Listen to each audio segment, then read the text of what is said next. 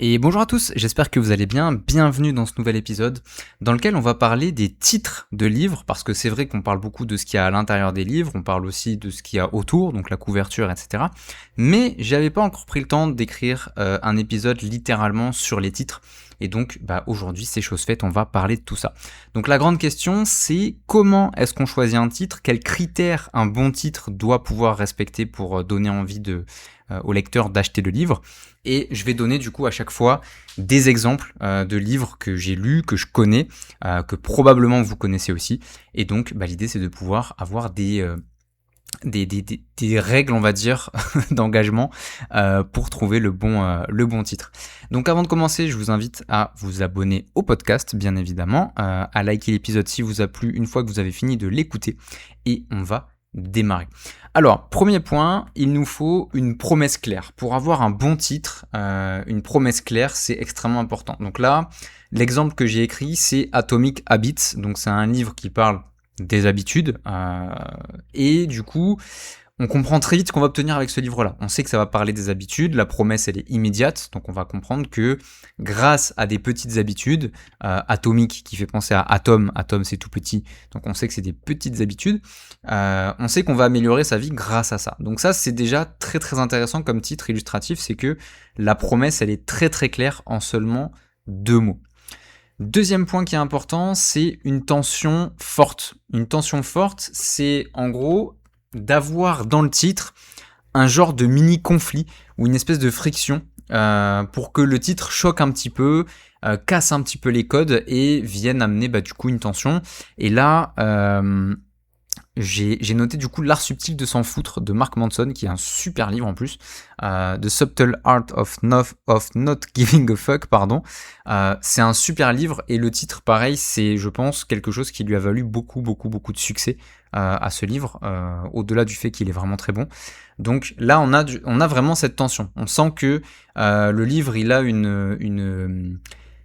a un propos particulier à nous proposer et on a envie d'en savoir plus sur ce que c'est ce fameux art subtil de s'en battre les couilles un peu.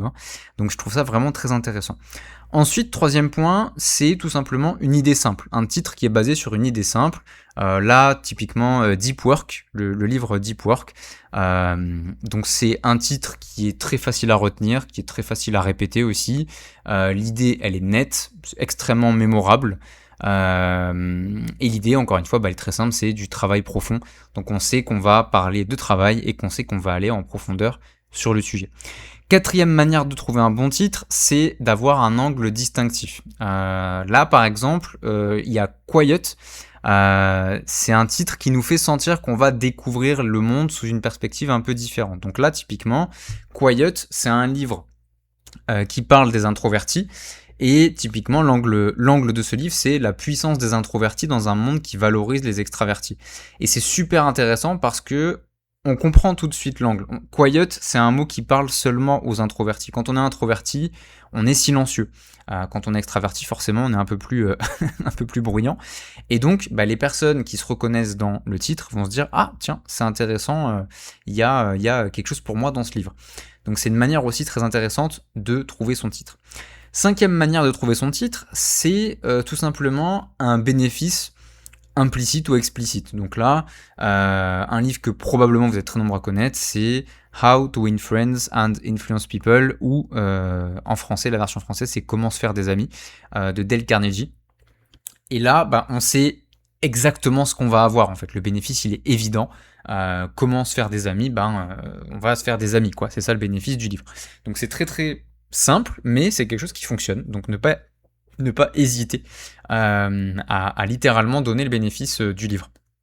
Et on peut le voir aussi, c'est littéralement c'est devenu carrément une catégorie de livres en fait. Les livres qu'on appelle les how-to, donc les livres comment X, comment Y, ça marche très bien.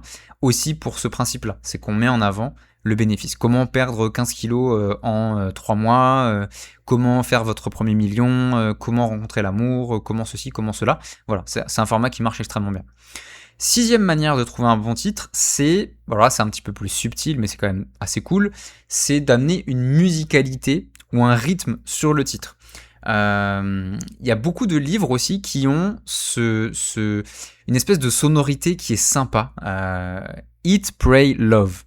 c'est beau à dire. Mange, prie, aime. C'est 3 mots, ça donne 3 temps, et c'est super mémorable. On se rappelle très très bien de ce titre-là. Parce que il a aussi, voilà, comme je disais, cette espèce de musicalité. Et ça me semble intéressant aussi comme angle. Donc si tu as un petit peu de poésie en toi, on va dire, bah, tu peux inventer un titre en lien avec cette angle-là, d'amener un rythme et une musicalité dans le titre. Septième point, septième manière d'avoir un super titre, c'est le fait de faire quelque chose de compact, de se satisfaire de peu de mots. Un livre qui, moi, m'a beaucoup marqué par son titre, c'est Sapiens, de Noah Yuval Harari, pardon. Je crois que c'est ça, ouais. Harari. Ben, c'est un titre qui est très très très dense et qui est intriguant et qui en même temps résume, je crois que c'est 600 ou 700 pages le bouquin, et on sait qu'on va parler de Sapiens, quoi. Sapiens, bah, c'est nous, et donc bah, le livre, je trouve qu'il a très très bien trouvé son titre.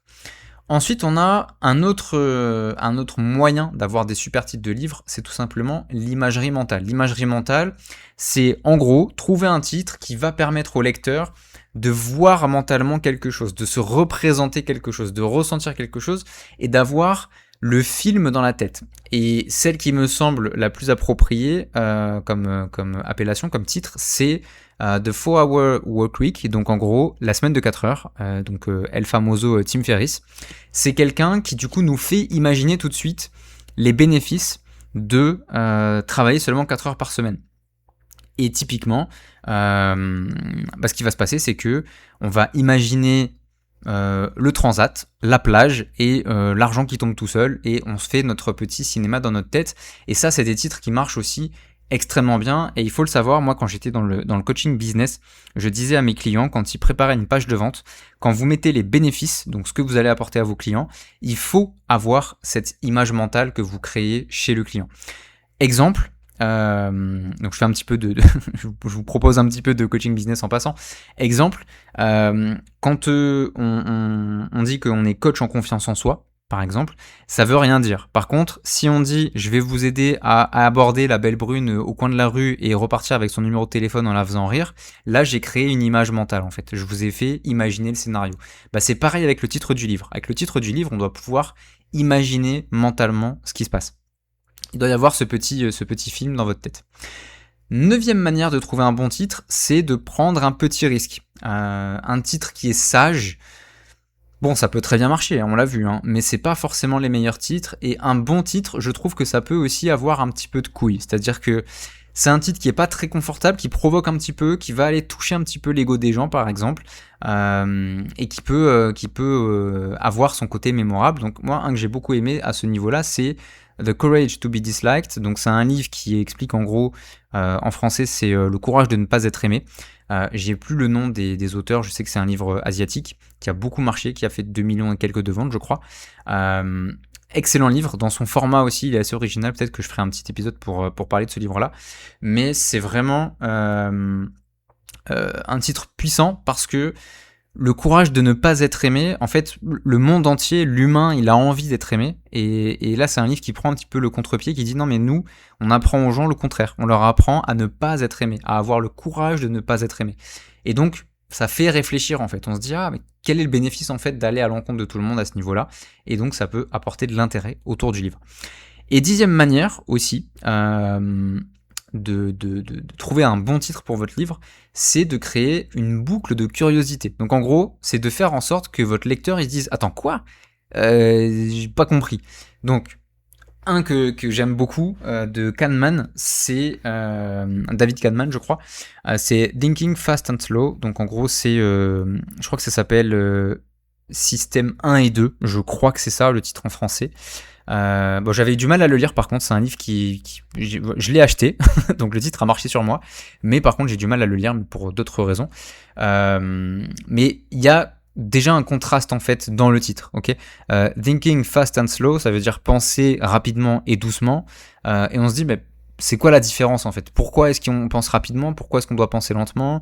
Qu'est-ce qu'on gagne dans chacun? Et bref, on est déjà en train de se faire une réflexion, on est déjà en train de se poser même des questions qui vont nous amener à vouloir acheter le livre pour y répondre, parce que ça crée une espèce d'insatisfaction en fait, en voyant le titre, et on a envie d'y répondre comme ça.